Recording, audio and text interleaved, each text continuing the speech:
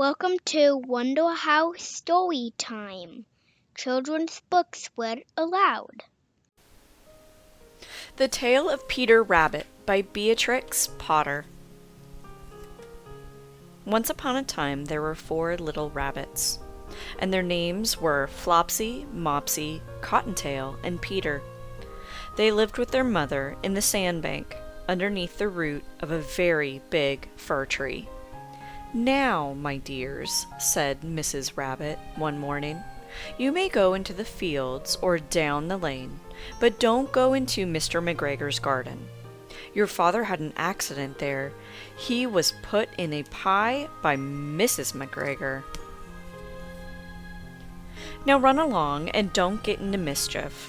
I am going out." Then old Mrs. Rabbit took a basket and her umbrella and went through the wood to the baker's. She bought a loaf of brown bread and 5 currant buns. Flopsy, Mopsy, and Cottontail, who were good little bunnies, went down the lane to gather blackberries. But Peter, who was very naughty, ran straight away to Mr. McGregor's garden, then squeezed under the gate. First, he ate some lettuce and some French beans, and then ate some radishes. And then, feeling rather sick, he went to look for some parsley. But around the end of a cucumber frame, whom should he meet but Mr. McGregor? Mr. McGregor was on his hands and knees planting out young cabbages, but he jumped up and ran after Peter, waving a rake and calling, "Stop, thief!" Peter was most dreadfully frightened. He rushed all over the garden, for he had forgotten the way back to the gate. He lost one of his shoes among the cabbages, and the other shoe amongst the potatoes. After losing them, he ran on 4 legs, and went faster, so that I think he might have got away altogether, if he had not unfortunately run into a gooseberry net, and got caught by the large buttons on his jacket.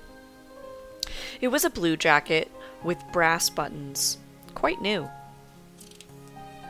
Peter gave himself up for lost.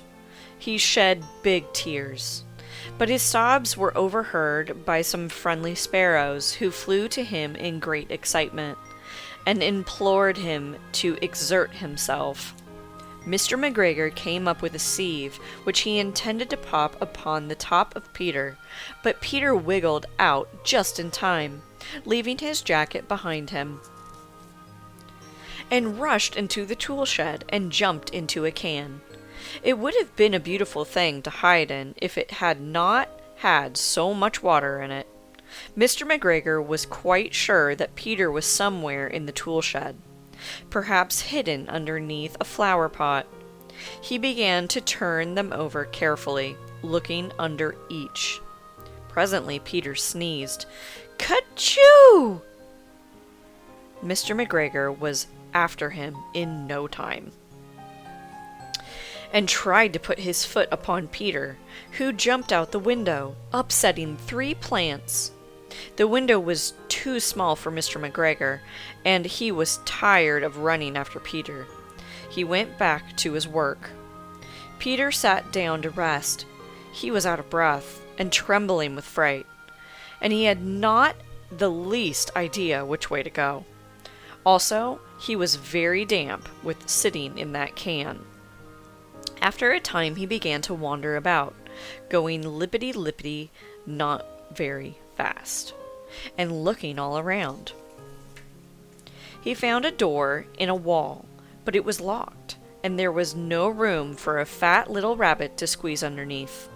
The old mouse was running in and out over the stone door step, carrying peas and beans to her family in the wood.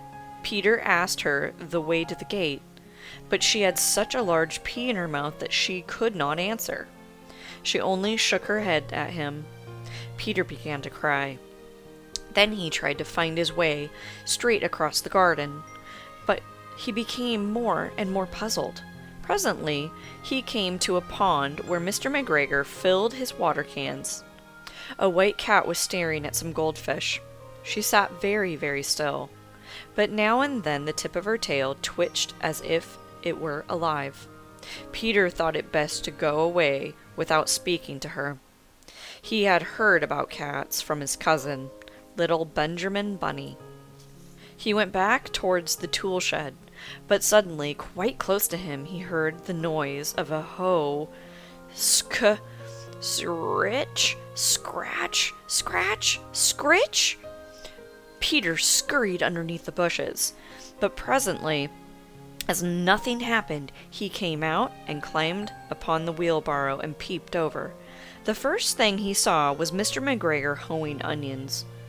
His back was turned towards Peter, and beyond him was the gate.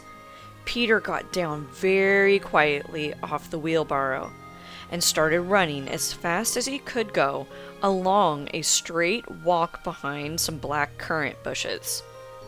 Mr. McGregor caught sight of him at the corner, but Peter did not care. He slipped underneath the gate and was safe at last in the wood outside the garden. Mr. McGregor hung up the little jacket and the shoes for the scarecrow to frighten the blackbirds. Peter never stopped running or looked behind him till he got home to the big fir tree. He was so tired that he flopped down upon the nice, soft sand on the floor of the rabbit hole and shut his eyes.